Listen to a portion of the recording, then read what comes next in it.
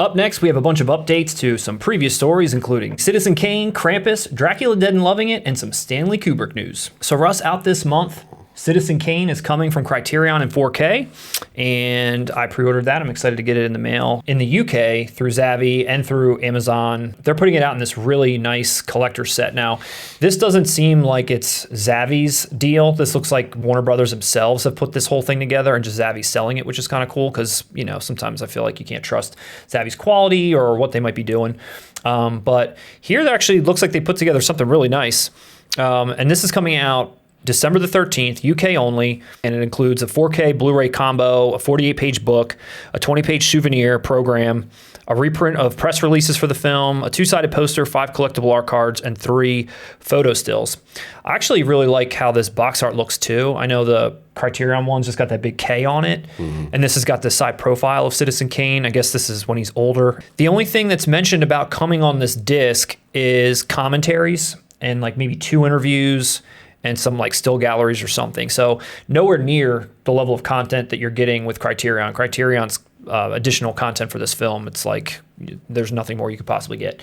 But here you're really just getting kind of like more of a bare bones-ish sort of disc. So I guess you kind of have to decide, you know, what do you want? Do you want features? Do you want a really nice package to go with this thing? This is a pretty cool collection. It's a really nice package and a nice box. I have seen, even though I haven't gotten the Criterion version of this, I have seen the unboxing of it on Criterion's channel, and it does also look like a really nice package. But again, this gives you all these little extras that sometimes people enjoy, little art cards and so on. So not too bad. I think $47.99 is what it costs, and then shipping. So it's about $55-$60. That's not a bad price. It really isn't a bad price at all. Coming from Zavvi and that.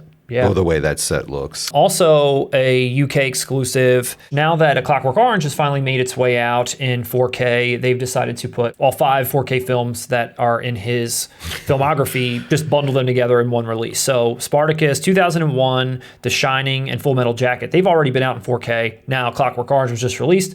So let's take all 5 and put these together and release it in one package here for about $109.99, which to me, it sounds a little bit steep. You're absolutely right, sir. It does, and I never like these collections because you're getting 5 movies. Yeah, essentially. And as you said, they've all been released. There's no connective tissue really aside from its, you know, a Kubrick joint. The way that this package looks, it doesn't look like it's all 5 films in individual cases. It's in probably one bigger case. It says that it's a 10-disc set, 5 films, 10 discs. So each film is 2 discs, 4K and a Blu-ray combo. So that's probably the 2 discs that you're getting per. I don't know if this should be assumed or not, but it doesn't say as an example, are you getting all the features from these previous releases? You're like not. A Clockwork Orange has all those extras, documentaries and stuff that come with it. Are they giving you that? Is that why it's that price? Because it's essentially like buying all 5 at once? I know I owned a DVD set of these 4 and Doctor Strangelove at one point. Gotcha. No, and they never come with features. At best, they usually would come with that documentary that his daughter made. Yeah, but this will be bare bones. You're only going to get this for picture quality or audio quality upgrade. None of these will be definitive releases for any of these titles. Yeah, so honestly. Kind of looks like a cash grab. Stick it up your ass! I guess there's people out there who would want like the greatest hits, basically. Yeah. Yep. Well, that's what this is.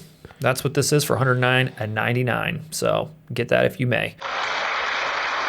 Also, we had covered Krampus a little while back. Finally, all of the details have emerged, and this seems like probably one of the best looking Scream Factory collector's editions there could possibly be.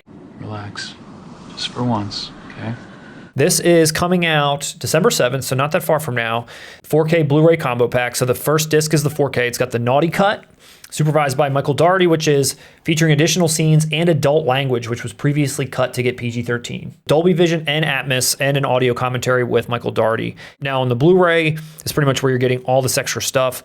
Again, it's the same film that's on there, the same naughty cut on the blue with the Dolby Atmos. And everyone basically came back to talk about it. The director, the producer, actors, actresses. Toni Collette? Weta's Richard Taylor, who is the studio behind Lord of the Rings fame. I guess he did the Krampus stuff, so he's on here talking. Composer, storyboard artist, a lot of people. There's a 5-part featurette on the making of the film, behind the scenes, deleted extended scenes, gag reel, alternate ending, theatrical trailers. I mean, dude, it's a lot of freaking stuff. So I will say for a title like this, what Krampus is. This is the type of film when you watch it, you feel like it was cut down.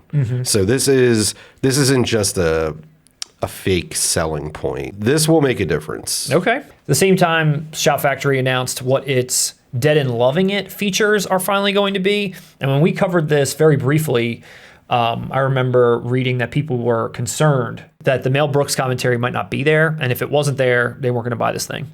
Well, all your prayers have been answered and all your dreams have come true because it is actually there. And what's kind of crazy is there's 2 featurettes on here that weren't present on the DVD prior. Now, I don't know that they're new, that these people like Mel Brooks came back and talked about it, or if it's just something that wasn't included before.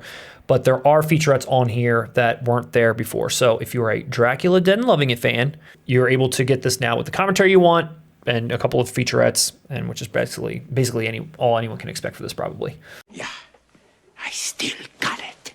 Will you be picking this up now that you know what features are on here, Russ? No. I still got it.